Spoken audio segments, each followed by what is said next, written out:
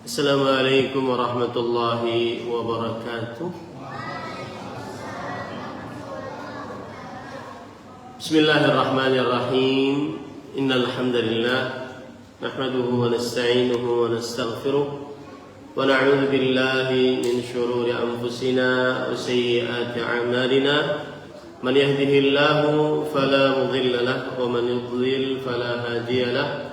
وأشهد أن لا إله إلا الله وحده لا شريك له وأشهد أن محمدا عبده ورسوله يا أيها الذين آمنوا اتقوا الله حق تقاته ولا تموتن إلا وأنتم مسلمون يا أيها الناس اتقوا ربكم الذي خلقكم من نفس واحدة وخلق منها زوجها وبث منهما رجالا كثيرا ونساء واتقوا الله الذي تساءلون به والأرحام إن الله كان عليكم رقيبا يا أيها الذين آمنوا اتقوا الله وقولوا قولا سديدا يصلح لكم أعمالكم ويغفر لكم ذنوبكم ومن يطع الله ورسوله فقد فاز فوزا عظيما أما بعد فإن أصدق الحديث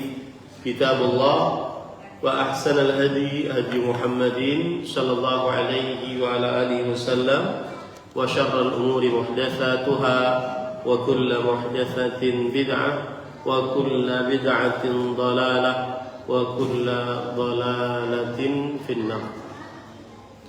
Alhamdulillah, kita bersyukur pada Allah Subhanahu wa taala pada hari ini, hari Sabtu pagi menjelang siang 17 Jumadil Ula 1447 Hijriah bertepatan dengan 8 November 2025, kita duduk bersama di Masjid Al-Muqarrabin Alabiu, Kabupaten Hulu Sungai Utara, Kalimantan Selatan. Salawat dan salam semoga selalu Allah berikan kepada Nabi kita Muhammad sallallahu alaihi wasallam, pada keluarga beliau, para sahabat, serta orang-orang yang mengikuti beliau sampai hari kiamat kelak. Dengan nama-nama Allah yang husna dan sifat-sifatnya yang mulia, kita berdoa, Allahumma inna nas'aluka ilman nafi'an wa rizqan tayyiban wa amalan mutaqabbala. Allahumma amin. Sebelumnya saya ucapkan jazakumullahu khairan kepada pengurus masjid, terkhusus kepada Ustaz Marba hafizahullah taala yang sudah kita bisa bekerja sama demi terjadinya kajian ini, dan ini pertama kali datang dan ulun janjikan insyaallah ada pertama kali lagi. Mungkin sebagai adab kita agar bisa maju aja merapat kita di sini, Bapak. Kecuali yang sakit pinggang jangan bersandar. Kecuali yang sakit pinggang jangan bersandar. Nanti mungkin tirainya lebih dimajukan biar ibu-ibu bisa di dalam, karena panas di luar. Baik, Bapak Ibu, saudara-saudari, saya mulai kajian. Nah, tema kita adalah ketika dosa menghalangi keberkahan hidup.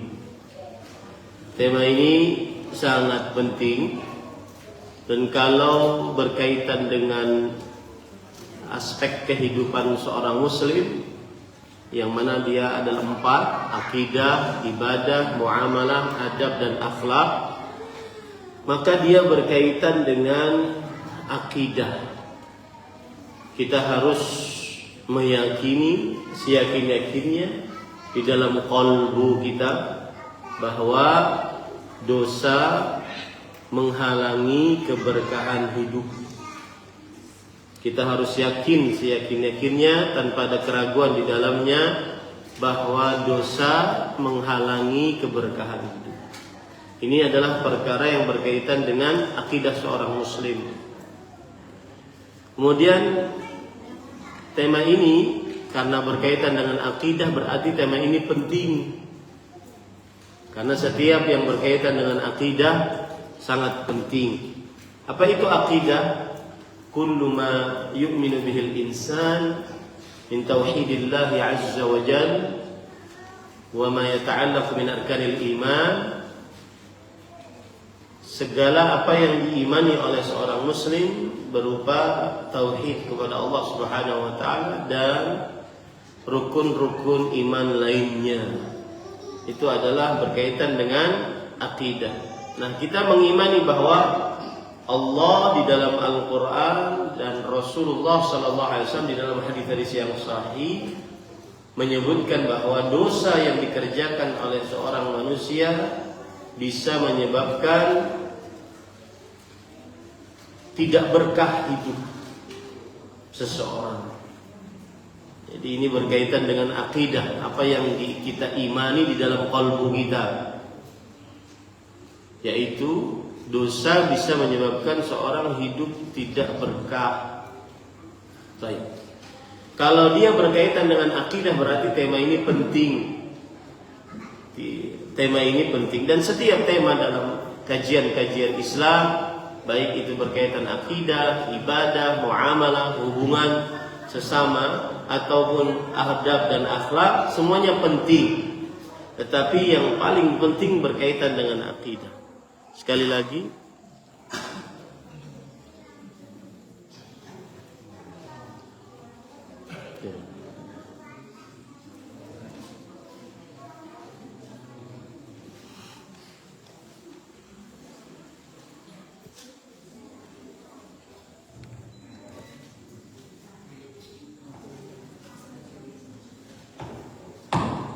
baik.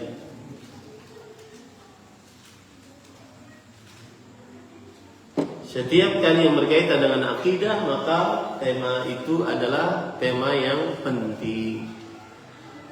Baik. Sekarang apa maksud dari tema kita ketika dosa menghalangi keberkahan hidup?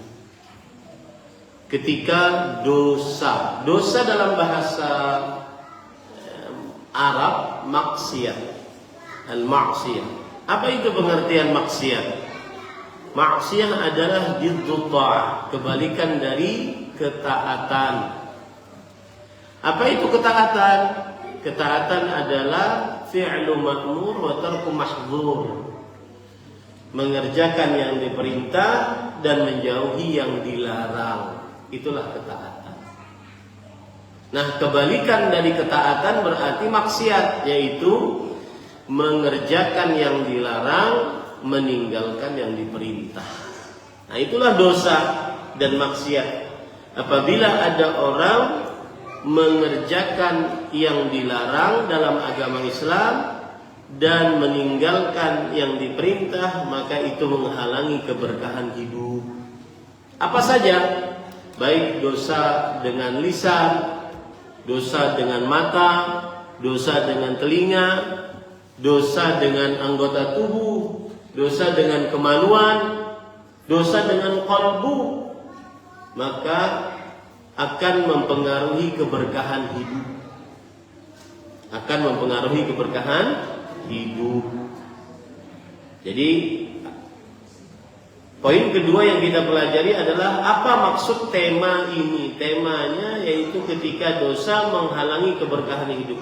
Dosa adalah diddut ta'ah atau khilafut ta'ah, kata Syekhul Islam Ibnu Taimiyah rahimahullah. Kebalikan dari ketaatan. Nah, ketaatan itu apa?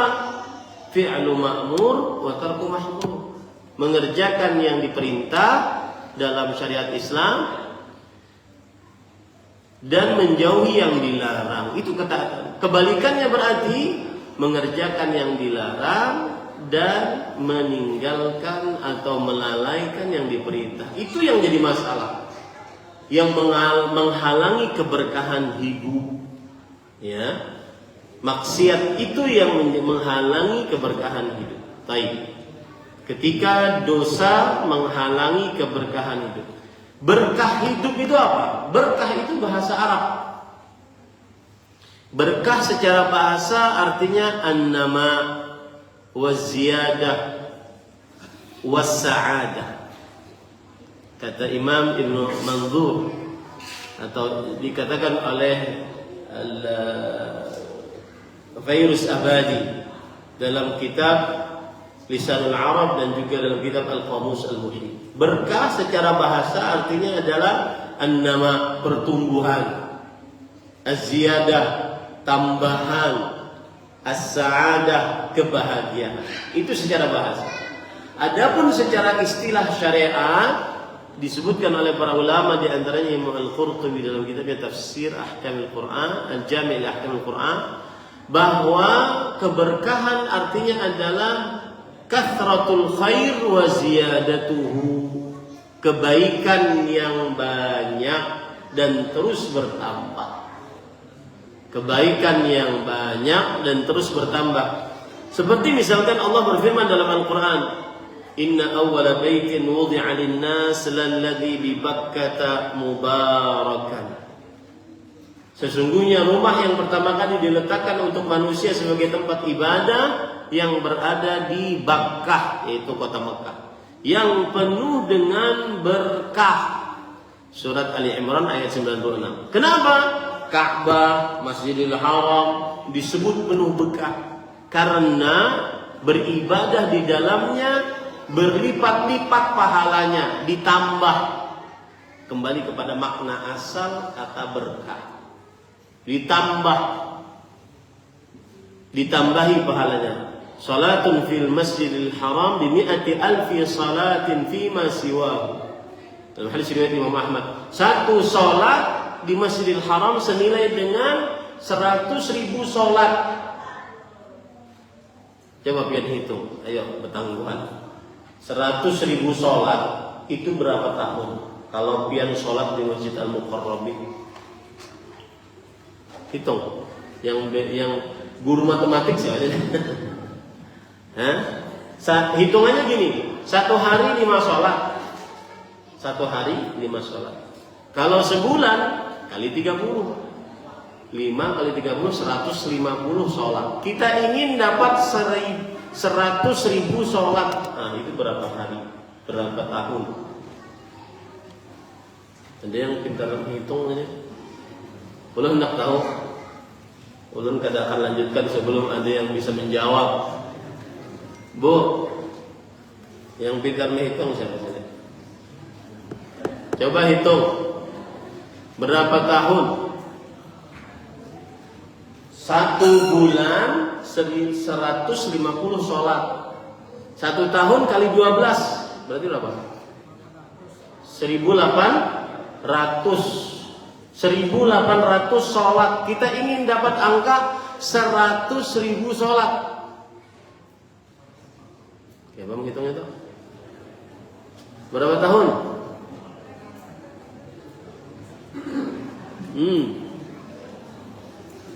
2 tahun berarti 3.600. 3 tahun berarti Mas Alfi, ini divisi keuangan dulu nih. Dia mau hitung. Hitung, Mas.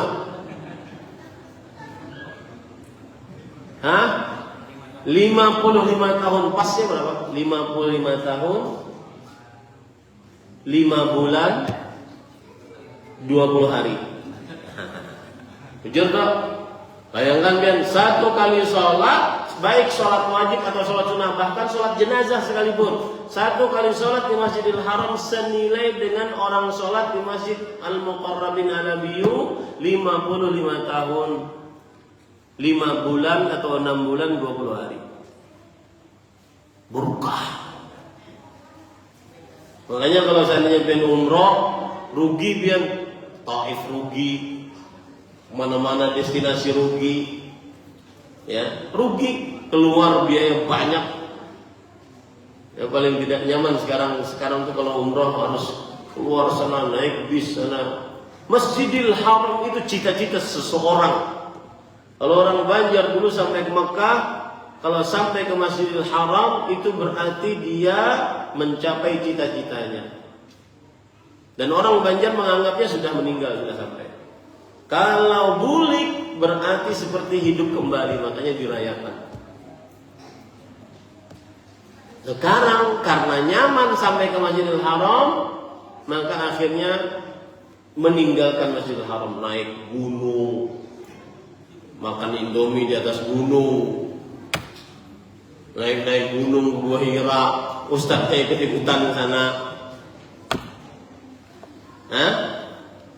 Saya tidak akan takut dicela orang kalau seandainya ingin menasihati.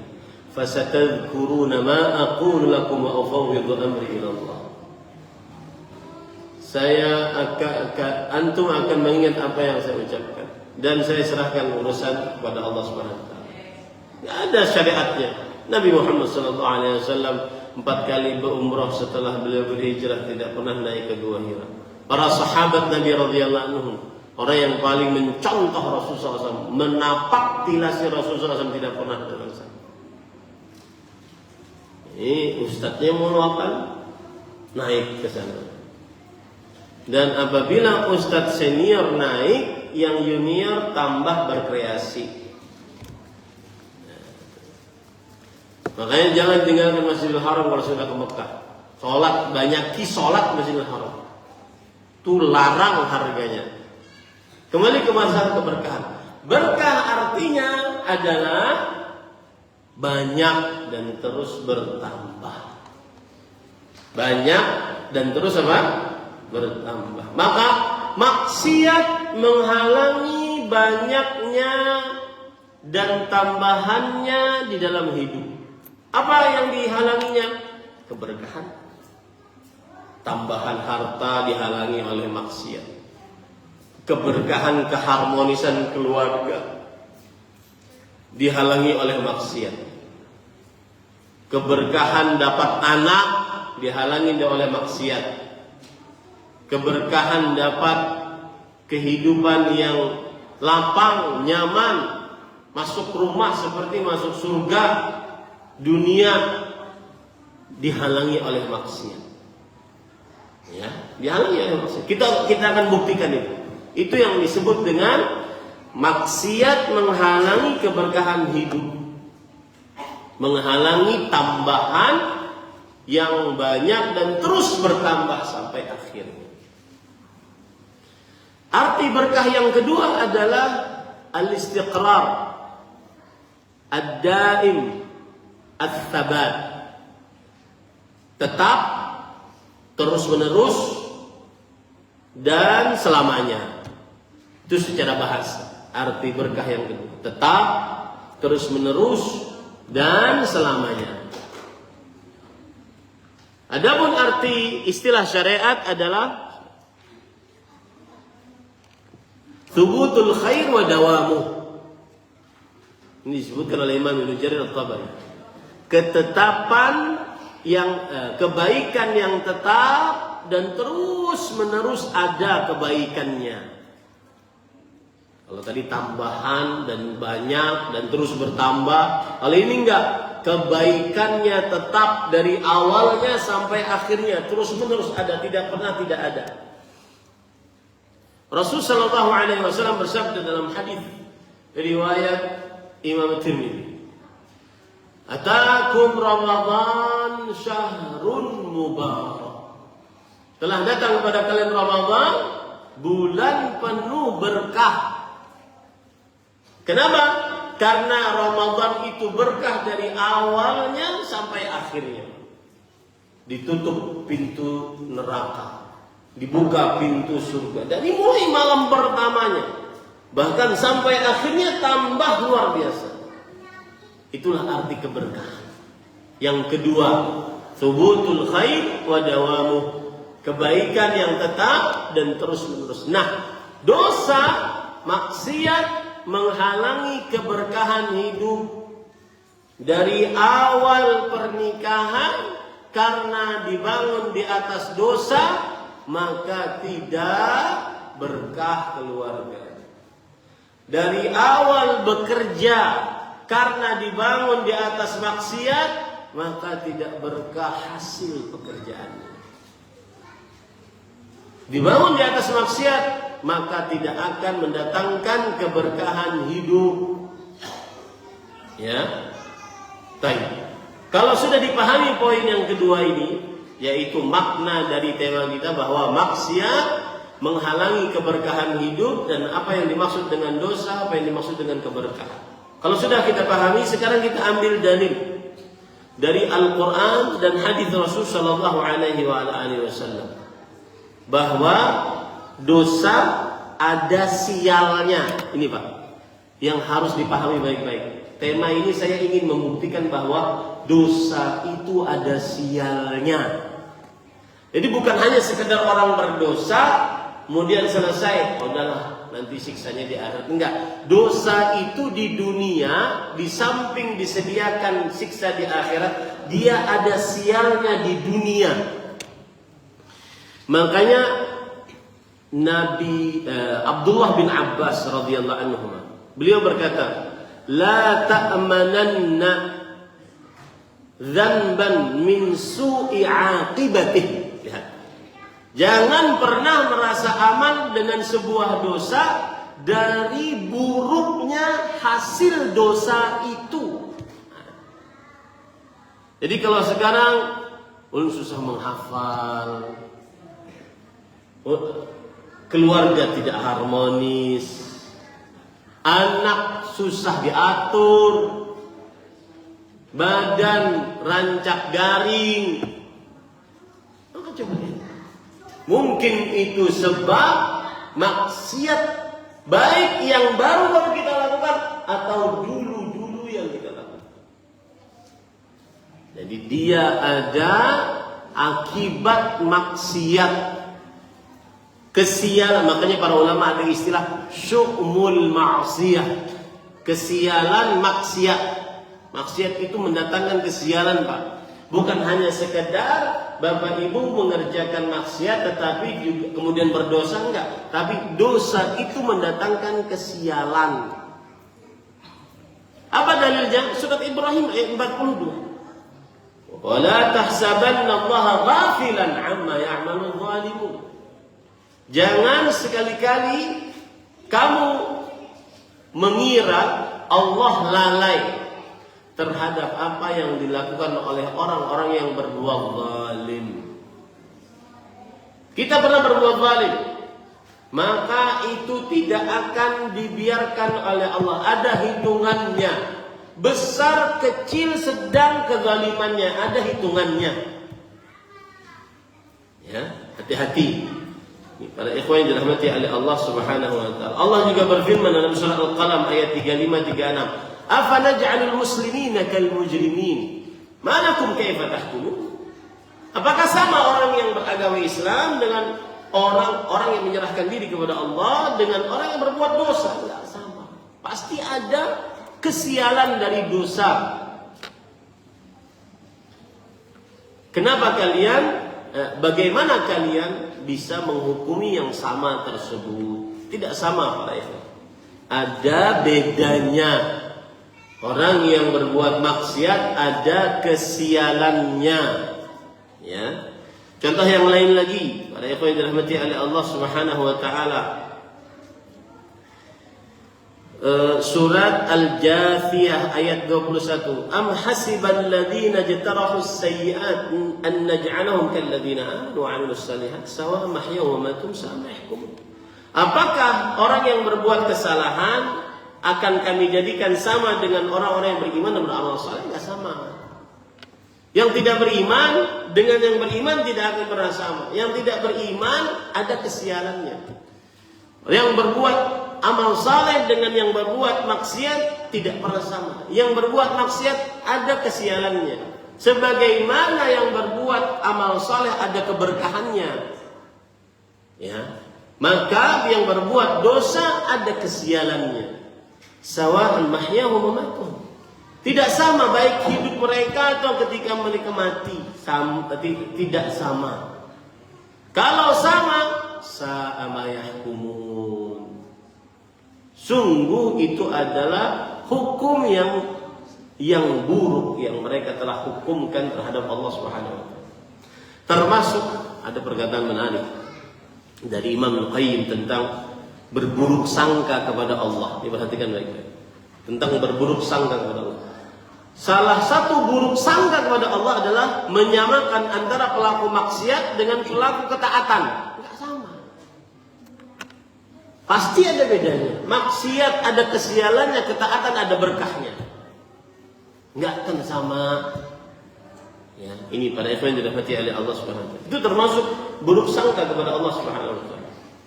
Dalam surat Sad ayat 28 Allah Subhanahu wa taala berfirman, "Am naj'alul ladzina amanu wa 'amilus shalihat kal mufsidina fil ardh am naj'alul muttaqina kal fujjar." Termasuk buruk sangka kepada Allah adalah menjadikan orang-orang yang beriman beramal saleh seperti orang yang merusak di atas muka bumi, atau menjadikan orang-orang yang bertakwa seperti orang yang pelaku dosa. Itu sama. Dosa pasti mendatangkan kesialan. Ini para ikhwan yang dirahmati oleh Allah Subhanahu wa taala. Baik. Dalil yang lain juga yang menunjukkan bahwa dosa mendatangkan kesialan, surat Asy-Syura ayat 30. Ma asabakum min musibah fabima kasabat aydikum wa ya'fu 'an katsir. Yang artinya, apa saja yang menimpamu dari musibah, maka itu adalah akibat ulah tangan kalian. Surat apa tadi? Surat Asy-Syura ayat 30. Surat Asy-Syura ayat 30. Apa saja yang menimpamu dari musibah, maka itu adalah akibat ulah tangan kalian sendiri. Ini para ikhwan dirahmati oleh Allah Subhanahu wa taala. Itu adalah akibat ulah tangan kalian sendiri. Coba kita baca tafsir Imam Ibnu Katsir pada surat Asy-Syura ayat 30 ini. Beliau berkata, "Mahma asabakum ayyuhan nas minal masaib fa innama huwa an sayyi'atin taqaddamat lakum."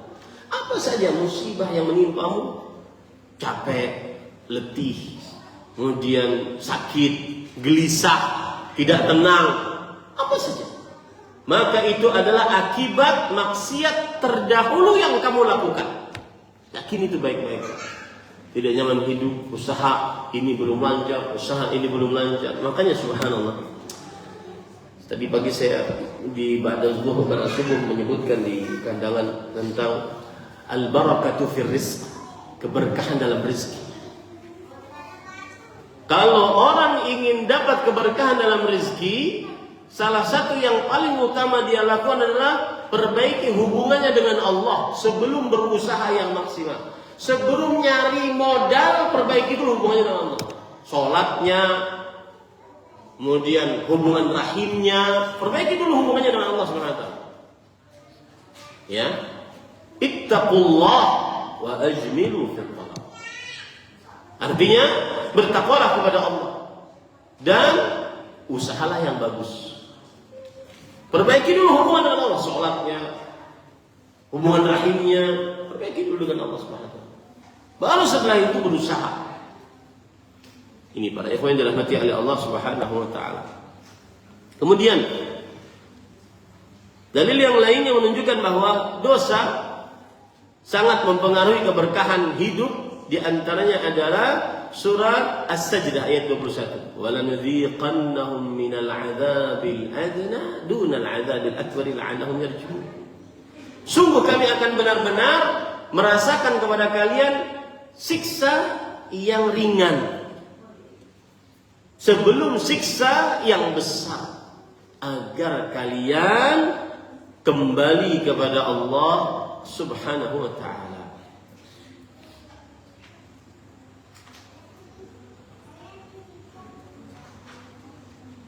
Allah berfirman di dalam surah As-Sajdah ayat 21 akan hal tersebut. Coba perhatikan tafsiran dari Imam Ibnu Katsir rahimahullahu taala akan ayat ini. وَلَنُذِيقَنَّهُمْ مِنَ الْعَذَابِ الْأَدْنَى. Sungguh kami akan benar-benar rasakan kepada mereka siksa yang ringan sebelum siksa yang besar. Siksa yang ringan atau dekat adalah di dunia. Coba perhatikan kata Abdullah bin Abbas, yakni bil adzabil adna masaib ad-dunya wa asqamiha. wa afatiha. Yang dimaksud dengan siksa yang dekat adalah musibah-musibah dunia. Musibah-musibah dunia. Penyakit-penyakit di dunia. Rasa-rasa sakit di dunia. Wa ma yahillu bi ahliha mimma yabtalillahu bihi ibadah liyatubu ilaih. Dan apa saja yang didapati oleh pelakunya yang Allah uji hamba-hambanya agar tujuannya bertobat kepada Allah Subhanahu wa taala. Nah, ini perhatian. Ini dalil yang begitu tegas bahwa dosa menyebabkan keberkahan terhadap hidup. Contoh yang lain lagi dalam surah Al-Baqarah ayat 276. Allah berfirman, yamhaqullahu riba. Allah menghancurkan harta riba. Perhatikan nih. Anak disekolahkan, anaknya paling bandel di sekolah. Duit hasil riba diusahakan, usahanya bangkrut. Duit hasil riba dibuatkan rumah, rumahnya kebakaran. Itu jangan dikira kebiasaan saja, enggak. Itu mengganggu keberkahan hidup. Allah Subhanahu wa taala berfirman tadi dalam surah Al-Baqarah ayat 276, yamhaqullahu riba.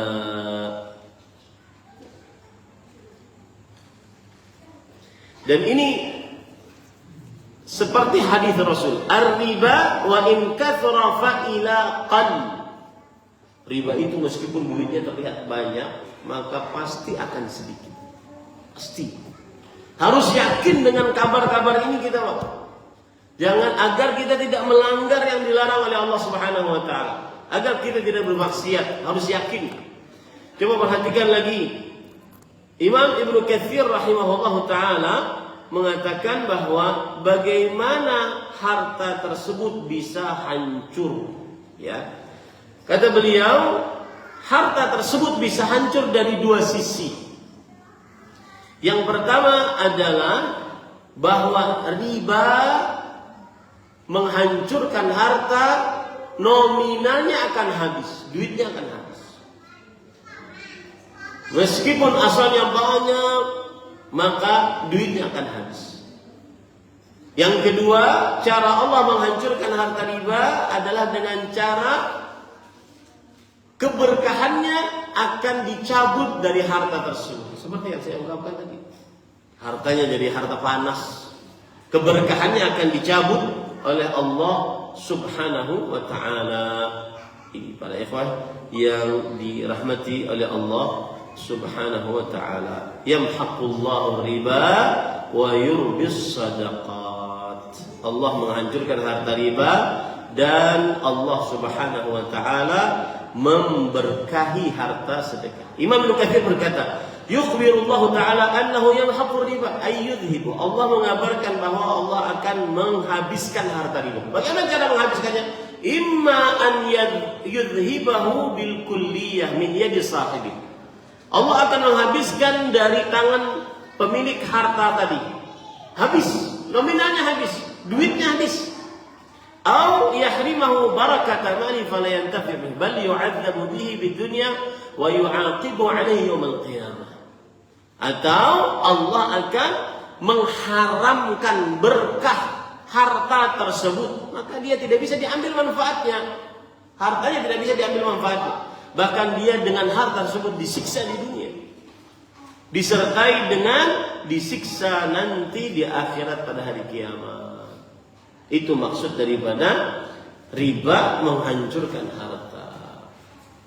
Ini dalil-dalil yang begitu tegas yang menunjukkan bahwa riba menghancurkan harta dan dosa menghalangi keberkahan rezeki, keberkahan hidup. Baik. Sekarang para ikhwan yang dirahmati oleh Allah, saya ingin menyebutkan perihal dosa. Kita kupas dosa ini ya. Yang pertama,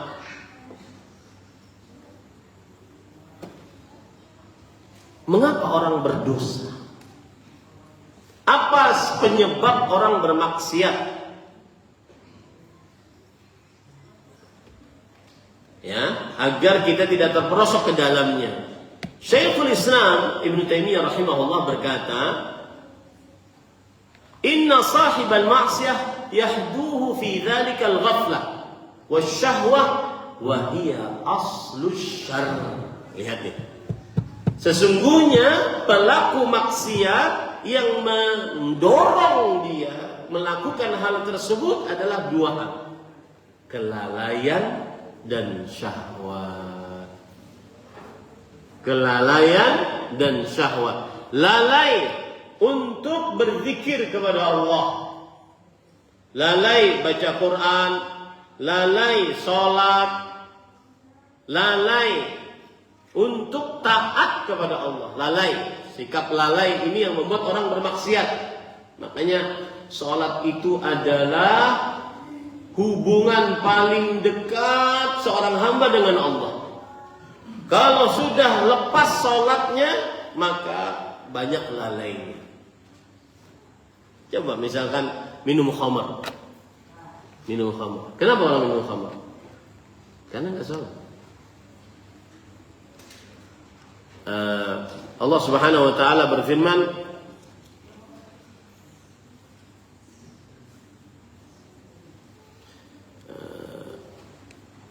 an yasuddakum an dzikrillah wa 'anil shalah fahal antum muntahun. Surah Al-Maidah ayat 91. Allah berfirman, ya ayyuhalladzina amanu innamal khamru wal maisir wal ansab wal azlam rijsun min 'amali syaitan fajtanibuhu la'allakum tuflihun.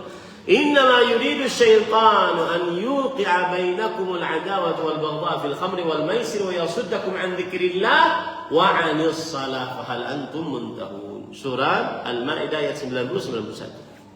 Wahai orang beriman, sesungguhnya minuman yang memabukkan, judi, berkurban untuk berhala, mengundi nasib dengan panah adalah perbuatan keji termasuk perbuatan syaitan. Maka jauhilah perbuatan-perbuatan itu agar kalian mendapatkan keberuntungan. Sesungguhnya syaitan bermaksud hendak menimbulkan permusuhan dan kebencian di antara kalian lantaran kalian meminum yang memabukkan, berjudi, dan menghalangi kalian dari mengingat Allah serta sholat. Ya, kenapa orang tidak sholat? Kenapa orang minum khamar? Lalai, tidak sholat, tidak berzikir, tidak baca Quran, tidak pernah khatam Quran selama hidupnya. Bayangkan itu, ngeri sekali itu orang tidak pernah khatam Quran selama hidupnya. Rasul SAW dalam keadaan genting beliau baca Quran saat penaklukan kota Mekah tahun ke-8 Hijriah. Naik onta menakluki kota Mekah, memakai baju perang, kemudian beliau membaca Quran. Inna fatahna laka fathan mubina. Saat genting coba. Maka biasakan ada hizib yang dibaca setiap harinya, terutama di malam hari, walau sebentar, walau 5 menit, 10 menit sebelum tidur. Ini para ikhwan yang dirahmati oleh Allah Subhanahu wa taala.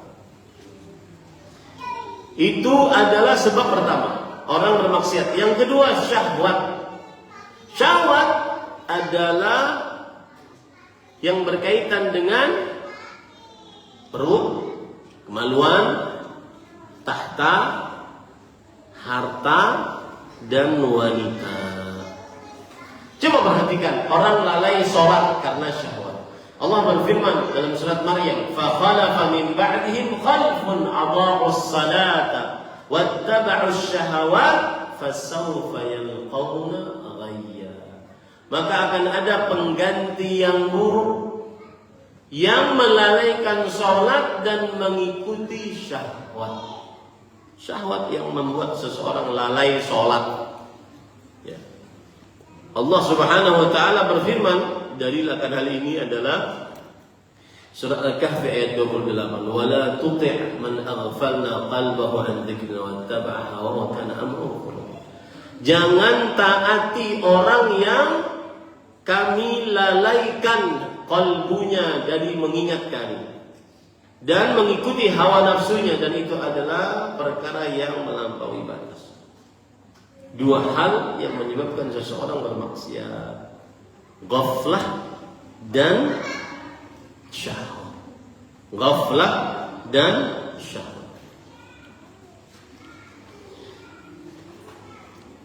Kemudian Syekhul Islam berkata, wal hawa la yastaqillu bi fi'li sayyi'at illa ma'al jahl. Hawa nafsu tidak akan menghantar kepada perbuatan dosa kecuali disertai dengan kebodohan. Makanya pentingnya duduk di majelis ilmu, apalagi sudah punya masjid sebegini besar. Pak, saya pesan Pak, di daerah lain yang punya masjid seperti ini, mereka sangat menginginkannya. Bahkan ada kota-kota besar punya masjid, ingin punya masjid. Kita semestinya punya masjid, harus bersyukur. Harus ada jadwalnya, sudah ditetapkan. Bersyukur untuk bisa nuntut ilmu di masjid. Kenapa? Karena hawa nafsu tidak akan menyendiri mengerjakan kebodohan dan maksiat kecuali karena kebodohan. Ya. Hawa nafsu itu bisa mengajak kepada maksiat gara-gara dia bodoh terhadap syariat. Baik bodoh terhadap perintah atau bodoh terhadap larangan. Makanya Syekh Abdul Razak bin Abdul Rasul sering berwasiat, kalau kamu pulang maka ajari umat dosa-dosa besar, agar umat tahu mana yang merupakan dosa besar untuk dijauhi. Ini memerlukan duduk di majelis ini, ya. Diatur lagi waktunya, dan saya harus menyemangati Bapak Ibu saudara-saudari agar bisa ikut terus di majelis ini. Saat masjidnya panas, angkat listriknya. Ya, angkat listrik. Harus ada usaha. Karena ini masjid saya, Pak, di Samarinda. Setiap pekan keempat ke Samarinda, kadang situ ada masjid yang saya bina, kemudian ada sekolahan juga yang saya bina. Itu datang orang dari Kalimantan Timur, dari Muara Wahau, 8 jam Pak, naik mobil. Kemudian mereka datang dan minta kajian. Ustaz, datanglah ke daerah kami. Kemana? Muara Wahau. Berapa lama ya hari? 8 jam. Habis waktu. Antum datang ke sini dekat. Bapak Ibu saudara-saudari, ini nikmat Allah Subhanahu wa taala. Memang begitulah, memang nikmat itu tidak dirasa kalau sudah punya. Yang tidak ada baru merasakan. Ini para ikhwan yang dirahmati oleh Allah Subhanahu wa taala. Makanya beliau kemudian mengatakan, kullu man 'asallah fa huwa jahil. Ini catat baik-baik. Setiap yang bermaksiat kepada Allah maka dialah orang yang bodoh. Karena tadi kebodohanlah yang menghantarkan hawa nafsunya bermaksiat kepada Allah Subhanahu wa taala. Kebodohanlah yang menghantarkan hawa nafsunya bermaksiat kepada Allah Subhanahu wa taala. Nah, itu poin utama. Itu poin tentang dosa. Sebab orang melakukan dosa karena syahwat dan juga kelalaian. Dan kelalaian ini dan syahwat ini akan bisa menjadi dosa kalau dia bodoh tentang agama Islam. Baik. Kemudian poin yang selanjutnya tentang maksiat adalah jangan pernah remehkan dosa kecil. Karena dosa kecil akan mengajak saudari-saudarinya lain yang merupakan dosa-dosa kecil lainnya. Jangan meremehkan dosa kecil, karena dosa kecil akan mengajak saudari-saudarinya yang lain. Bilal bin Sa'ad seorang tabi'i berkata, la tanzur ila sigharil ma'siyah. Jangan engkau lihat kepada kecilnya sebuah maksiat.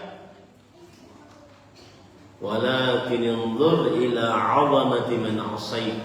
Akan tetapi lihatlah kepada agungnya yang engkau maksiati, yaitu Allah Subhanahu wa ta'ala. Ini para ikhwan dirahmati oleh Allah Subhanahu wa ta'ala. Jadi al-maksiyah tad'u ila akhawatiha. Maksiat ngajak saudari-saudarinya lainnya. Saya beri contoh ya. Orang minum khamr, maka dari sisi mengerjakan ketaatan lalai.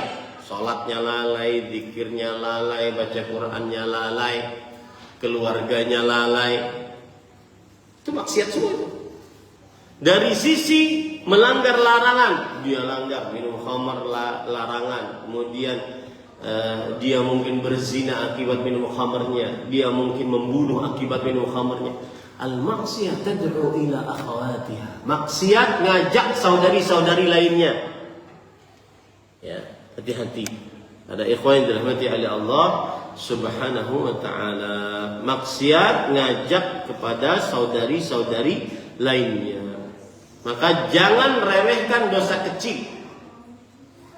Inilah yang dimaksud dari perkataan Bilal bin Sa'ad, la tanzur ila sigharil ma'siyah atau khatiyah, walakin nanzur ila 'azamati man 'asai.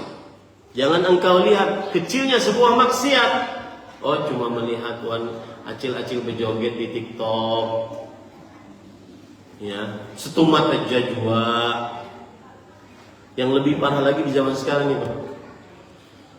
Dan itu terlihat di media sosial. Siapa yang main media sosial pasti terlihat.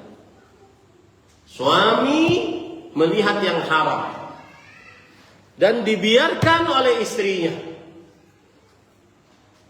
Dan ini dijadikan sebagai sebuah konten. Dengannya dia dapat duit.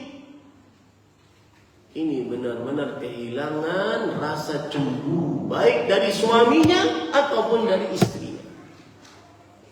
Tidak boleh seorang suami membiarkan istrinya melihat yang haram, seorang istri membiarkan suaminya melihat yang haram, lalu dijadikan konten. Dengan konten itu dia dapat duit. Ini hilang rasa ghairah, rasa cemburu. Bilal Sa'ad bin Ubadah pernah berkata, "Lau ra'aitu rajulan ma'a imra'ati la darabtu bis-sayf ghairu mustah."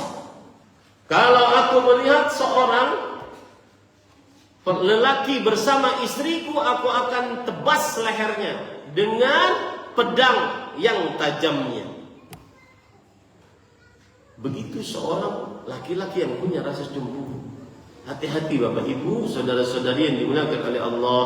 Jangan remehkan maksiat, karena dia mengajak kepada teman-temannya yang lain. Itu satu. Yang kedua, para ulama berkata, al-israr la israr ala as-saghirah. Sebentar saya sebutkan perkataan dari para ulama rahimahumullah ta'ala. Tidak ada dinamakan la saghirata ma'al israf. La saghirata ma'al israf. Tidak ada dosa kecil dinamakan dosa kecil kalau dikerjakan secara terus-menerus.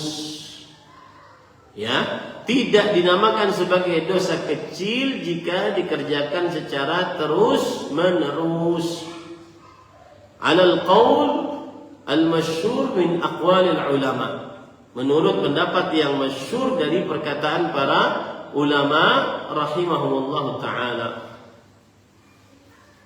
Bahkan disebutkan, perhatikan ini, annal israra 'ala as-saghair hukmuhu hukmu murtakibil kabira al-wahidah 'ala al-masyhur.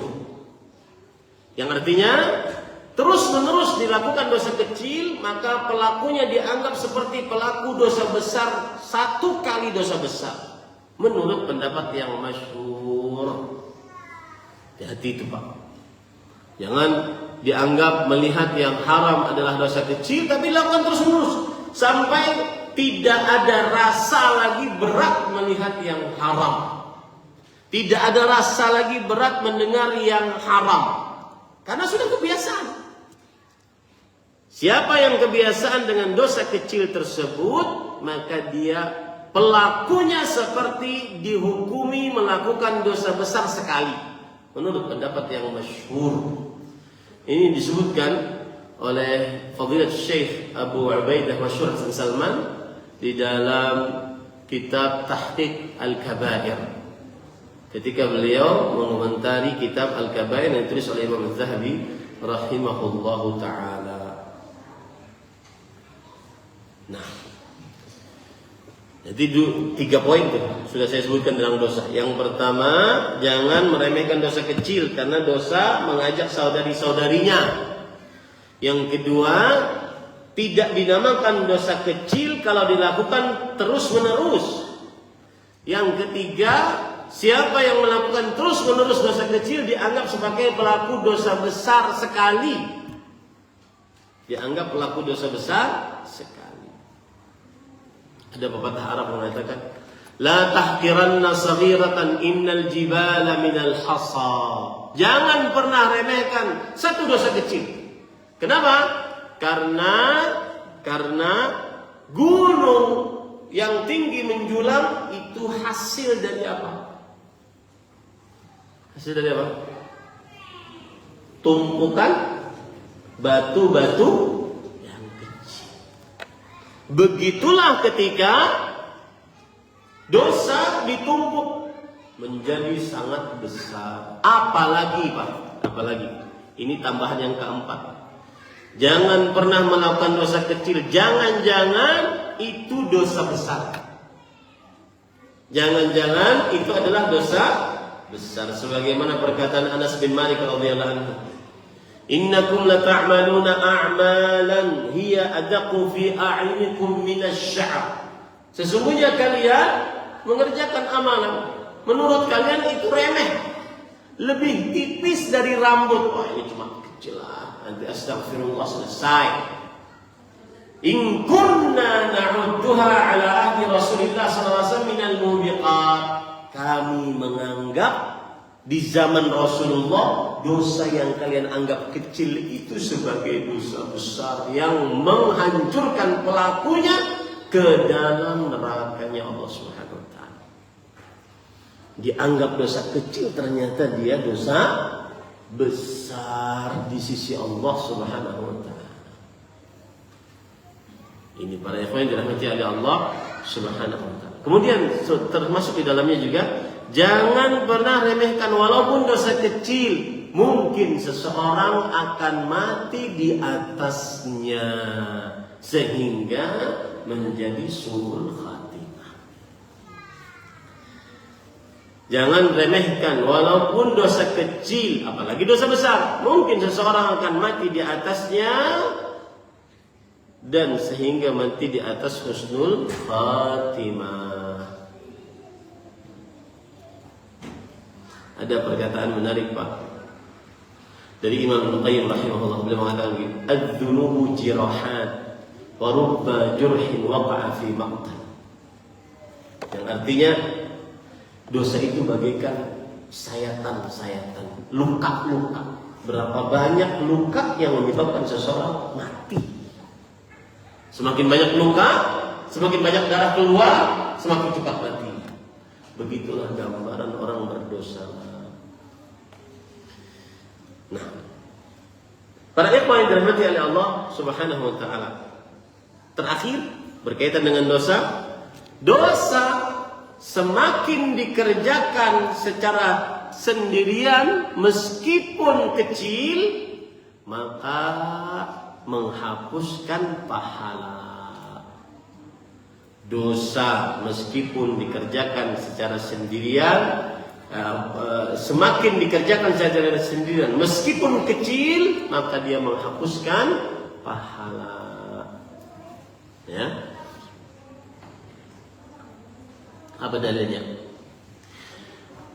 Rasul sallallahu alaihi wasallam bersabda dalam hadis riwayat Imam Ibnu Majah. La a'lamanna aqwaman min ummati ya'tuna yawmal qiyamati bi amthali jibali tihamata bidan. Sungguh aku sangat mengetahui orang-orang dari umatku, bukan orang kafir ya, umat Rasulullah SAW, datang pada hari kiamat dengan pahala segunung atau bergunung-gunung seperti gunung Tihamah. Gunung Tihamah itu adalah gunung besar di dekat Yaman. Rasulullah SAW menyebutkan itu agar orang paham, oh pahalanya sebesar itu. Tetapi apa yang terjadi? Fayaj'aluha Allahu 'azza wa jalla haba'an manthura. Lalu Allah jadikan pahala bergunung-gunung tersebut sebagai dosa, sebagai debu-debu yang berterbangan. Haba itu Pak, Alfian punya jendela, buka pagi-pagi, masuk sinar matahari, ada debu-debu. Nah itu haba namanya. Sekecil itu. Yang asalnya bergunung-gunung menjadi tidak ada nilainya, sekecil itu di sisi Allah Subhanahu wa taala. Subhanallah. Apa sebabnya? Thauban radhiyallahu anhu maula Rasulullah SAW. Thauban yang merupakan budak yang dimerdekakan oleh Rasulullah SAW, kemudian beliau berkata, ya Rasulullah, sifhum lana jallihim alaina alla nakuna minhum wa nahnu la na'lam. Wahai Rasulullah, sifhum lana, sifati mereka untuk kami. Jallihim alaina, terangkan mereka terhadap kami. Alla nakuna minhum wa nahnu la na'lam, agar kami tidak seperti mereka dalam keadaan kami tidak menyadarinya. Kata Rasulullah SAW, innahu min ikhwanikum, mereka adalah saudara kalian seiman, orang beriman berarti. Wa min bani jirdatikum, mereka manusia sama seperti kalian. Ya'khuduna minal lail kama ta'khudun, mereka salat malam sebagaimana kalian salat malam. Ahli salat berarti malam. Walakinnahum idza khalu bi maharimillah intaquha. Tapi kalau sudah sendirian dengan hal yang diharamkan oleh Allah, terutama malam-malam, maka mereka langgar larangan-larangan tersebut. Kelancangan ini yang dihitung oleh Allah, bukan dosa kecil. Kelancangannya ini yang dihitung oleh Allah. Syekh Abdul Razak pernah bercerita, ada orang bercerita kepada saya, dan ia bercerita ini pelakunya. Suatu ketika dia masuk ke dalam kamar, dia ingin melihat yang haram di HP-nya, lalu dia kunci pintunya. Kemudian ketika dia asik-asik melihat yang haram, ada suara di depan pintu rumahnya, ada di depan pintu kamar. Kemudian dia tutup, lalu dia buka. Ternyata yang ada di depan situ adalah kucing. Kemudian dia langsung tertegun, subhanallah, maha suci Allah. Saya lebih takut kepada penglihatan dan pengawasan kucing dibandingkan penglihatan dan pengawasan Allah Subhanahu wa taala. Kelancangan saat bermaksiat, saat sepian itulah yang dihitung oleh Allah sehingga pahala amal solehnya dihapuskan oleh Allah Subhanahu wa taala. Dihapuskan oleh Allah Subhanahu wa taala. Maka dosa kecil yang dilakukan saat sendirian menghapuskan pahala. Itu tambahan tadi yang sudah disebutkan. Dan kemudian para ikhwan yang dirahmati oleh Allah Subhanahu wa taala, dosa kecil tersebut apabila seseorang melakukannya dengan sendirian, maka berarti dia lancang. Semakin lancang manusia berdosa, semakin besar hitungannya di sisi Allah. Makanya Imam Al-Qayyim berkata, qad yaqtarinu ma'aha as-saghira min qillatil haya wa 'adamil mubalat wasyu'ur bil 'idham ma yulhiquha bil kabira. Kadang ada dosa kecil dibarengi dengan perasaan tidak peduli melakukan dosa, tidak malu sama Allah, tidak merasa berat dengan dosa tersebut, tidak takut siksa Allah, dengan hal-hal ini menyebabkan dosa kecil yang dia kerjakan dianggap sebagai dosa besar dalam buku catatan amalnya. Wa hadza marji'uhu ila ma yaqumu bihi qalb. Ini semua kembali kepada apa yang tegak di dalam kalbu kita. Ada dosa kecil, tapi saat melakukannya tidak malu, tidak takut siksa, tidak acuh tak acuh terhadap Allah, tidak merasa berat atas siksa tersebut, menyebabkan perasaan ini, dosa kecil ini dianggap dosa besar oleh Allah Subhanahu wa ta'ala. Nah, sekarang sesudah itu semua, saya akan sebutkan hal-hal yang merupakan sejarah Islam dan berkaitan dengan maksiat. Yaitu, apa dosa pertama kali yang dimaksiati Allah dengannya di langit? Siapa yang tahu? Apa maksiat pertama kali di langit yang Allah dimaksiati dengannya? Apa dosa pertama kali? Apa? Makan buah khuldi. Enggak, sebelum itu. Kesombongan dari siapa kepada siapa? Dari iblis kepada Nabi Adam alaihissalam. Imam Al-Qayyim rahimahullah, atau disebutkan di dalam kitab Adabud Dunya Waddin, awwalu dhanbin 'usiya Allah bihi fis sama' hasadu iblis li Adam. Dosa pertama kali yang Allah dimaksiati di langit, hasadnya iblis kepada Nabi Adam alaihissalam. Hasad itu apa artinya, Pak? Tamanni zawalin ni'mati anil ghaib. Berangan-angan ingin dapat nikmat, ingin hilang nikmat dari orang lain. Ini misalkan, nih ulun punya banyu di sini, pian berangan-angan mudah-mudahan banyu Ustaz itu hilang. Itu namanya hasad. Berangan-angan nikmat orang lain hilang, itu namanya hasad. Kalau ditambahi dengan agar nikmat tersebut kepada dirinya, itu namanya dengki. Ya, hasad dan dengki. Ini para ikhwan yang dirahmati oleh Allah Subhanahu wa ta'ala. Nah,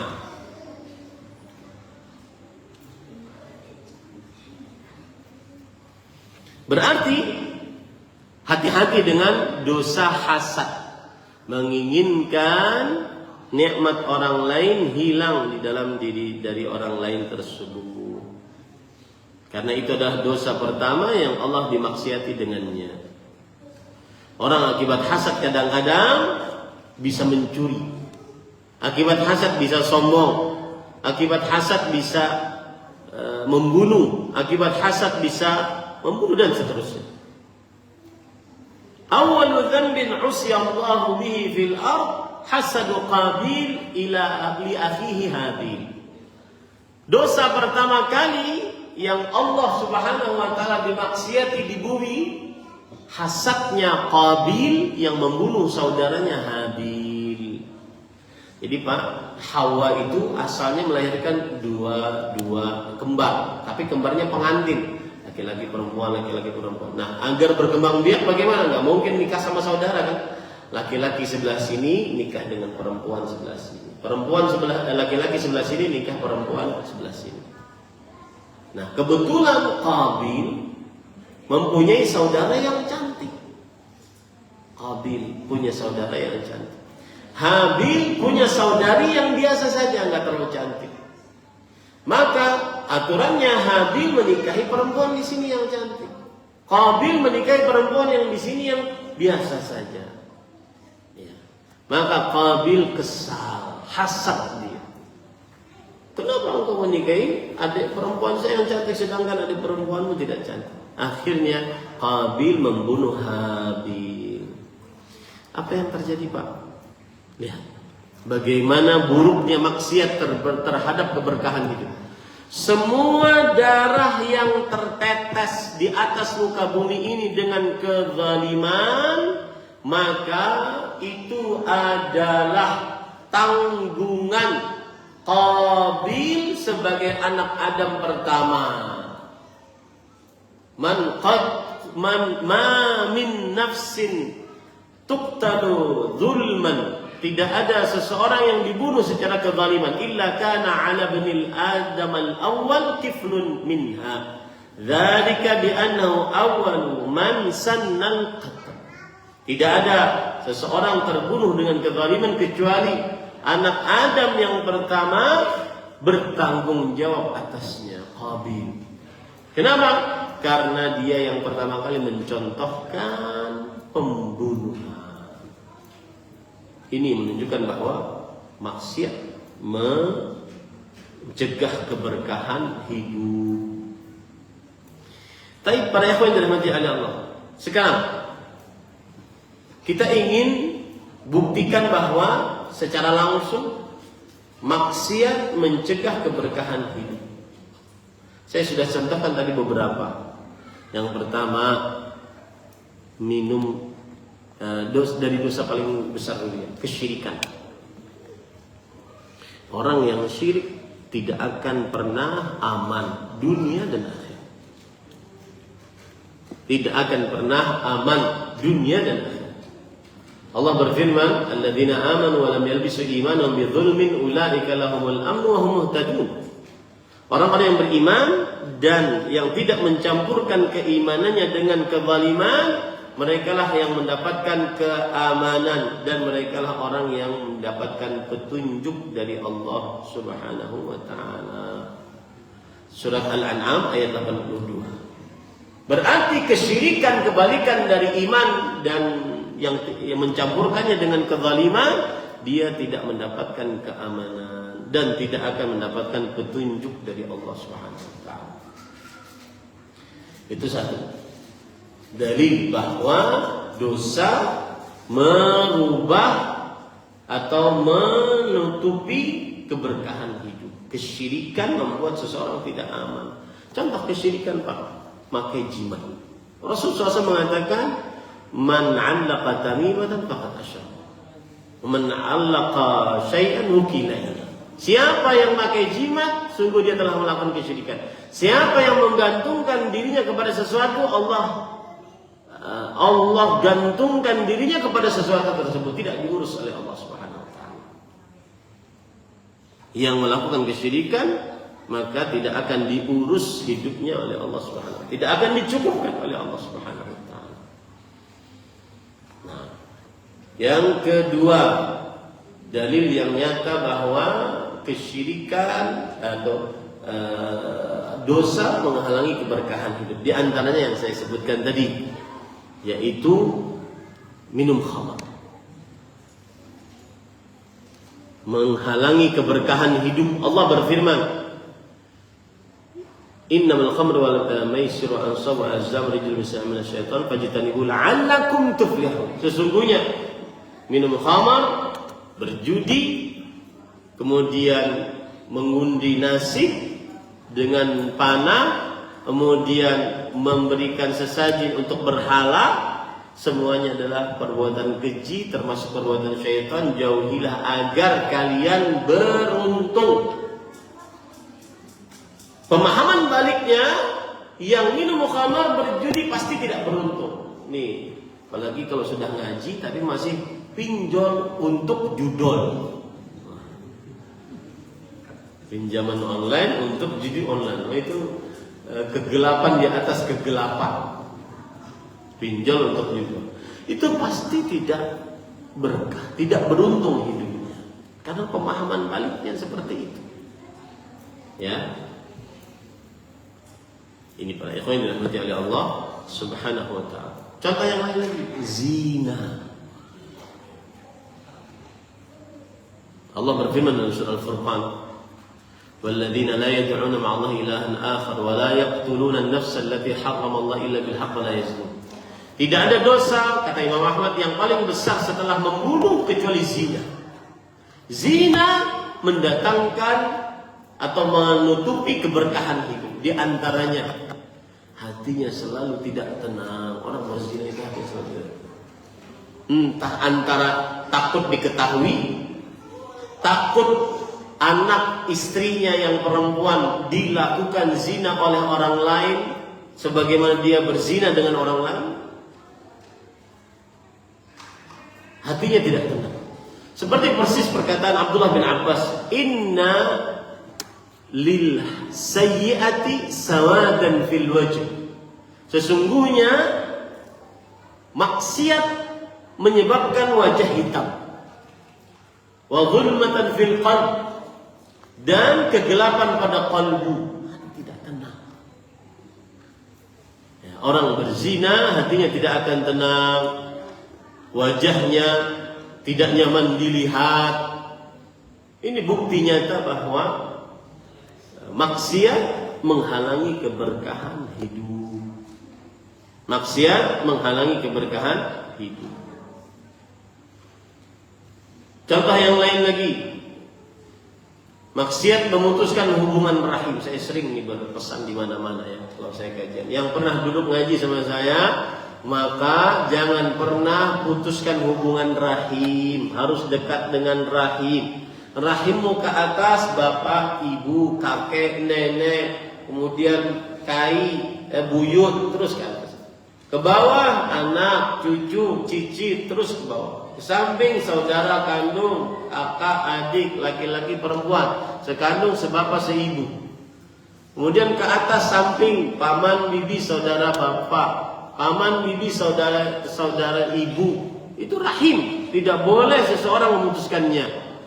Apalagi hanya karena gara-gara dunia.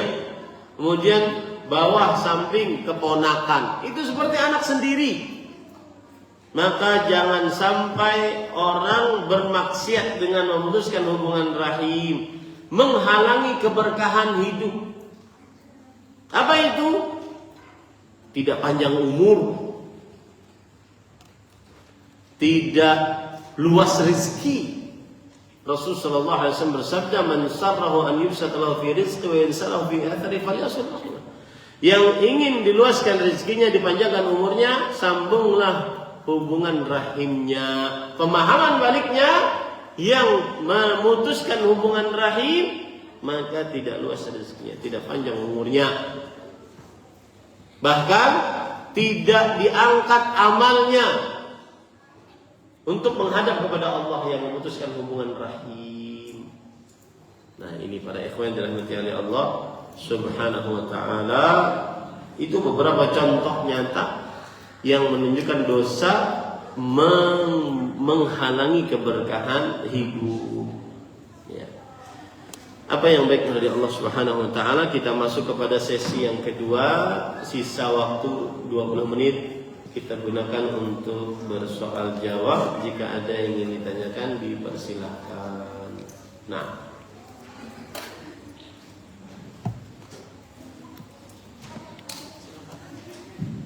silakan kepada jemaah sekalian untuk interaktif, bisa atau tulisan yang tulisan di rumah bisa dikirim lewat sutra untuk sampaikan ke Ustaz.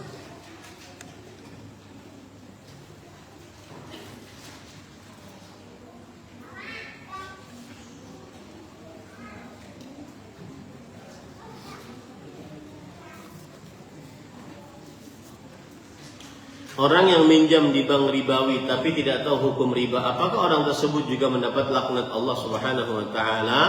Jawabannya, semua yang ketidaktahuan atas sebuah hukum maka dimaafkan. Ya, innallaha tajawaza li ummati al-khata'a wan nisyan wa mastukrihu alaih. Sesungguhnya Allah memaafkan atas umatku kesalahan dan ketidaktahuan, kekeliruan, dan apa yang dipaksakan untuknya. Lalu bagaimana sekarang? Maka jawabannya adalah dia segera lunasi hutangnya dari hutang riba tersebut dan tidak mengulang. Wallahu a'lam. Kalau berdosa akan mendapatkan sial di dunia, setelah itu dia meminta ampun, apakah dia dapat siksa di akhirat? At-taibu minadz-dzambi kama la dzamba lahu. Orang yang bertobat dari sebuah dosa maka seperti tidak memiliki dosa. Kalau sudah bertobat maka diampuni dosanya oleh Allah Subhanahu wa taala. Bahkan digantikan dosanya dengan kebaikan. Illa man taba wa amana wa 'amila 'amalan salihan fa ulaika yubaddilullahu sayyi'atihim hasanat wa kana Allahu ghafurur rahim. Kecuali orang bertobat, beriman dan beramal saleh, mereka lah orang-orang yang dosanya digantikan dengan amal saleh.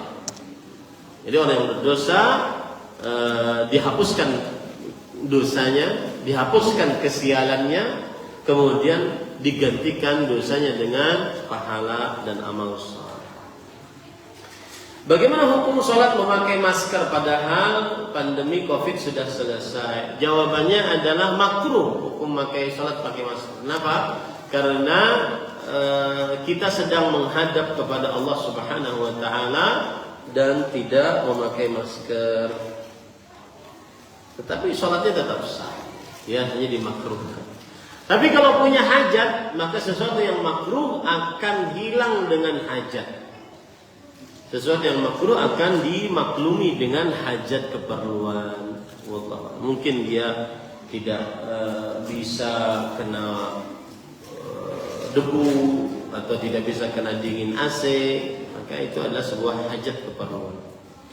Wallahu a'lam. Apakah tercampurnya uang simpanan di bank antara saldo sebenarnya dengan bunga dan kita pakai keseharian termasuk dengan golongan tertutup berkahnya dalam hidup? Jawabannya adalah transaksi seseorang di bank konvensional atau bank syariah ada yang ribawi, ada yang ribawi dan ada yang hanya sekedar menggunakan tanpa riba dari program-program yang ada di bank tersebut. Termasuk yang tidak ribawi adalah wadi'ah, menabung.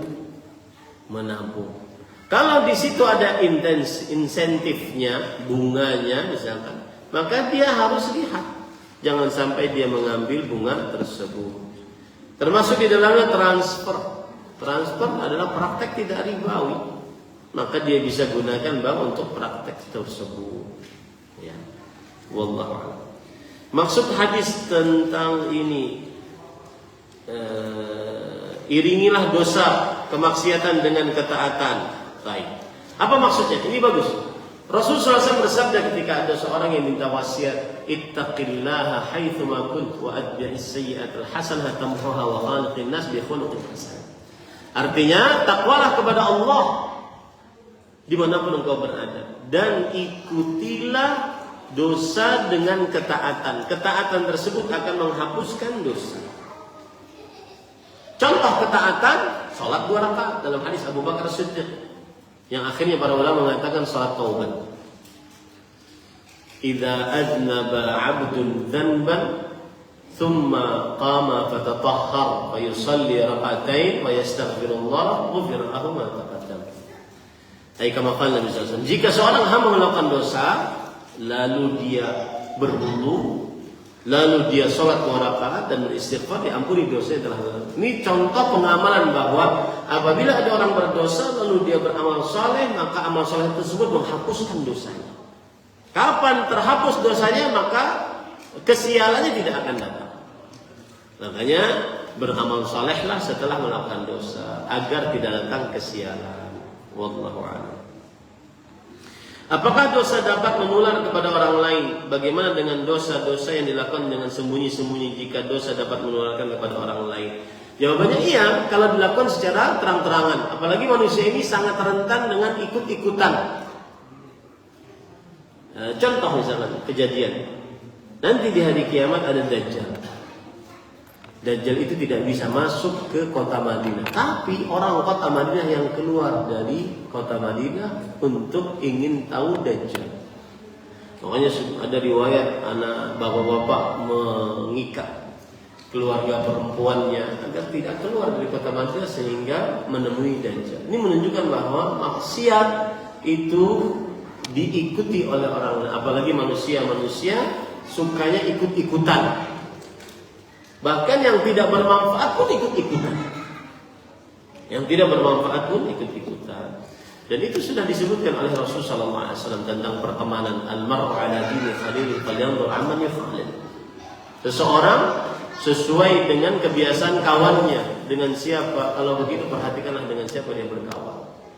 Rasulullah SAW juga telah memperingatkan untuk tidak ikut-ikutan kepada ahlul kitab, Yahudi dan Nasrani. La tattabi'unna sanana man kana qablakum. Sungguh kalian akan benar-benar mengikuti kebiasaan orang-orang sebelum kalian. Hadwal quddati bil quddah. Setapak demi setapak. Dira' bi dira'. Sehasta demi sehasta. Hatta law dakhalu juhra dhubbin la dakhaltum. Meskipun sampai mereka masuk ke dalam lubang biawak, lubang dhab, biawaknya Arab. Yang mana diceritakan lubang dhab itu berkelok-kelok, bau, kotor, tetap itu. Itu contoh bukti nyata bahwa orang-orang Muslim sebagian mereka mengikuti kebiasaan orang-orang kafir, terutama yang dilakukan dengan terang-terangan. Dan itu terbukti di zaman sekarang. Terbukti di zaman sekarang. Wallahu a'lam. Bagaimana kalau anak dibiayai dengan uang riba tapi anaknya pintar di sekolah bahkan hafal Quran berapa juz? Apakah hal ini merupakan sebuah kontradiksi bahwa riba menghancurkan kehidupan? Para ikhwan yang dirahmati oleh Allah Subhanahu wa taala, hafal Al-Qur'an bukan jaminan bahwa hidupnya berkah. Yang paling utama adalah dia menghafal Al-Quran dan mengamalkan hafalannya tersebut. Berapa banyak orang yang hafal Al-Quran murtad? Hafal Al-Quran murtad. Berapa banyak menghafal Al-Quran bermaksiat? Banyak yang malu betul saya. Saya malu Ustaz sebenarnya. Kenapa malu? Saya itu punya sanad, dieluk-elukan orang karena suara saya bagus, punya sanad Quran, tapi sebenarnya saya bermaksiat di belakang. Hafal Quran bukan jaminan. Hafal Quran adalah cara pertama seseorang untuk taat kepada Allah Subhanahu wa taala, tapi bukan jaminan. Wallahu a'lam. Bolehkah menagih hutang menggunakan jasa debt collector karena sudah beberapa kali ditagih tidak ada respon, bahkan sudah bertahun-tahun tidak ngasih kabar? Jawabannya adalah menagih hutang boleh, karena Rasulullah SAW ditagih oleh para sahabatnya. Ya Rasulullah, aqdi anni ad-dain. Wahai Rasulullah, lunasi hutang. Beliau ditagih oleh para sahabat dengan suara yang keras. Sahabat-sahabat yang lain ingin mencabut pedang. Nah, ini kurang ajar terhadap Rasulullah SAW, mengangkat suara di hadapan Rasulullah SAW. Lalu kata Rasulullah SAW, da'u fa inna li sahibil haqqi maqala. Biarkan dia menagih. Yang punya hak berhak untuk menagih. Dia yang paling berhak untuk ngomong karena dia punya hak. Cuma pada ikhwan, asal hukumnya boleh menagih ya. Cuma lebih baik dia menagih dengan cara yang santun. Karena Rasulullah SAW bersabda, rahimallahu ra'an samhan idza ba', samhan idza syara, samhan idza qada. Allah merahmati orang yang lemah lembut saat berjual beli. Jadi pembeli lembut, tidak terlalu menawar, terlalu murah. Jadi penjual lembut, tidak terlalu barang, mengambil untung terlalu besar. Jadi penagih hutang juga lembut. Itu dirahmati oleh Allah Subhanahu wa taala. Dari sini jangan bawa debt collector, karena debt collector terkenalnya dengan kekerasan. Ya. Kemudian yang ketiga adalah yang lebih afdal lagi menunggu. In kana dzu usratin fanadhiratun ila maisarah. Jika orang yang sulit bayar itu sulit, maka tunggu sampai maisarah, sampai mudah dia bayar. Yang keempat, lebih afdal lagi dimaafkan. Apalagi hutangnya 1 juta, pian punya 10 juta, maafkan gini. Pian hutangnya 2 juta, pian punya 20 juta, halalkan. Itu lebih afdal. Kenapa? Karena Rasulullah SAW bersabda, in kana rajulun Bani Israil yutajirun nas, yudayinun nas. Ada orang dari Bani Israel suka menghutangi orang lain. فإذا رأى معسرا قال فداني تجاوز عنه لعلان يتجاوزه. Kalau ada orang yang sulit bayar hutang, dia berkata kepada pegawainya, sudah maafkan orang tersebut. Semoga Allah memaafkan kita. Maka kata Rasulullah SAW, "Faghfarallahu lahu bih." Allah mengampuni dosanya. Allah mengampuni dosa, dijamin surga oleh Allah Subhanahu wa taala. Mengampuni dosa, membebaskan hutang orang lain. Ya, diampuni dosanya oleh Allah Subhanahu wa taala. Dijamin surga oleh Allah Subhanahu wa taala. Ini yang lebih afdal. Ya, yang lebih afdal. Apalagi tadi ya, hartanya sudah banyak, cuma kesal aja orang ini nggak mau bayar, sudah maafkan saja. Ya, daripada pian berkesah ke sana, mari pasar sana kesah, Pak Haji itu bisi utang 500.000 loh nggak ada bayar dari mulai tahun 98 krisis moneter, ada bayar. Ya subhanallah. Sampai sekarang sudah maafkan saja. Kita sudah punya banyak uang, maafkan saja. Dan subhanallah para ikhwan, kita harus paham betul yang namanya hutang itu aqdu ihsan, akad kebaikan terhadap seorang muslim, bukan aqdu tijarah, bukan akad komersil, bukan akad komersil untuk mendapatkan keuntungan. Dia akad kebaikan. Ya, maka maafkanlah. Wallahu a'lam. Apa yang dimaksud Apa yang dimaksud hadis Nabi tidak masuk surga kecuali dengan rahmat Allah, bukan dengan amal Allah. Jawabannya ada hadis begini. Rasulullah SAW bersabda, "Lan yudkhila ahadakum amaluhul jannah." Amal seseorang tidak memasukkannya ke dalam surga. Saya ulangi, amal seseorang tidak memasukkannya ke dalam surga. Kemudian sahabat Nabi bertanya, "Wala anta ya Rasulullah?" Tidak juga engkau wahai Rasulullah, amalmu tidak memasukkanmu ke dalam surga. Wala ana. Tidak juga aku. Illa an yataghammadani Allah bi rahmatin minhu wa fadl. Kecuali Allah meliputiku dengan rahmatnya dan karunia-Nya, baru aku masuk surga. Apa maksud dari hadis ini? Padahal di sana ada ayat Al-Quran berbunyi, "Udkhulul jannah bima kuntum ta'malun." Masuklah kalian ke dalam surga dengan sebab apa yang kalian amalkan. Itu ayat Al-Quran. Bagaimana menyatukan hadis ini dengan ayat tadi? Amal seseorang tidak memasukkannya ke dalam surga, kemudian masuklah ke dalam surga dengan sebab amal kalian. Bagaimana caranya menggabungkan ini? Jawabannya adalah amal seseorang bukan barteran surga seseorang. Jadi kita tidak bisa nanti minta kepada Allah, "Ya Allah, mana surga saya? Saya ahli puasa, mana surga rayyan saya?" Tidak bisa.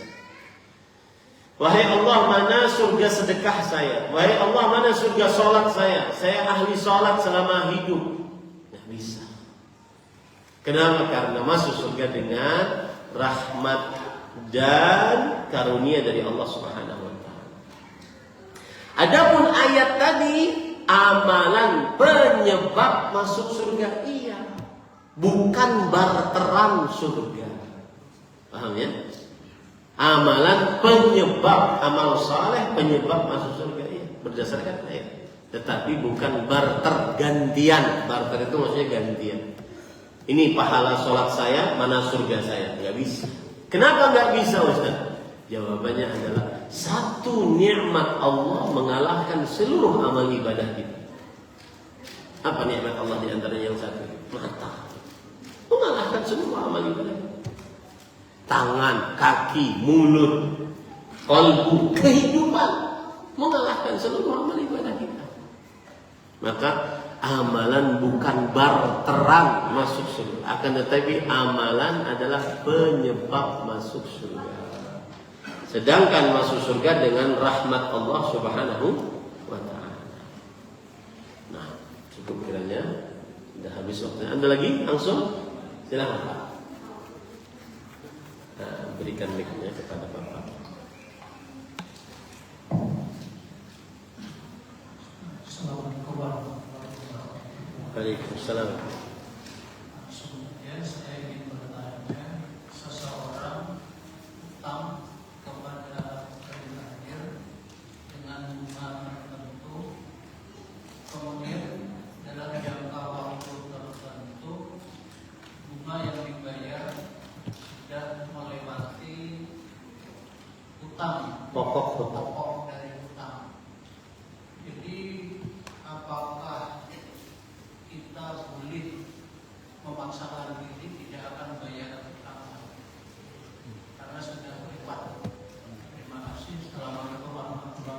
Waalaikumsalam warahmatullahi. Jawabannya boleh asalkan pian selamat. Karena biasanya kalau sudah sama rentenir ada debt kolektornya, ada pemaksaannya. Namanya apa ya? Asalkan pian selamat boleh aja. Karena pokok hutang pian 10 juta, pian sudah bayar melalui ribanya 10 juta. Berarti pian sudah bayar hak dia sebenarnya. Sedangkan riba itu bukan hak dia sebenarnya. Makanya saya bilang boleh asalkan pian selamat. Sama di bank-bank juga begitu. Di bank-bank bisa begitu. Minta dispensasi atas ribanya bisa. Saya sudah bayar nih Ustaz. Cuma pokoknya saja. Ribanya masih banyak. Masih setengahnya. Nah kami minta dispensasi. Ngobrol sama pihak bank. Bisa. Dan kita dinamakan sudah bayar hutang. Kita dinamakan sudah bayar hutang. Karena asal hukumnya seperti yang sudah saya sebut tadi, hutang itu adalah aqdul ihsan, akad kebaikan seorang muslim kepada muslim lainnya. Kemudian saya pesan gini, kenapa sih orang ada menghutang riba di bank konvensional ataupun bank syariah sekalipun? Kenapa ada hutang riba? Di antaranya apa penyebabnya? Mencari modal. Untuk apa? Modal. Saya pernah dicerca begini, Ustaz ini mengharamkan riba, minjem modal di bank riba. Mana solusinya? Saya katakan, Bapak siapa namanya? Novi. Robi, sampingnya? Fauzan. Baik. Pak Robi, modal Bapak sebenarnya ada di Bapak Fauzan. Wah, beliau nggak tahu saya Ustaz. Nah, makanya kenalan. Sudah kenalan Ustaz, cuma belum percaya. Makanya bangun kepercayaan. Paham ya? Begitu cari modal sebenarnya. Bangun kepercayaan. Sehingga orang percaya kasih modal sama kita. Nah, coba takut nih Pak Robin. Percayalah lama-lama. Dapat modal tanpa harus dengan minjam uang riba. Paham ini Pak Eko? Nah, begitu caranya. Nah, wallahu alam. Cukup kiranya sudah azan. Ini yang bisa disampaikan, apa yang baik dari Allah Subhanahu wa taala kita cukupkan dengan kafaratul majlis. Subhanakallahumma wa bihamdik, asyhadu an la ilaha illa anta astaghfiruka wa atubu ilaik. Wa sallallahu nabiyana Muhammad walhamdulillahirabbil alamin. Bertemu lagi khusus ibu-ibu habis asar dan khusus umum untuk ba'da maghrib. Wassalamualaikum warahmatullahi wabarakatuh.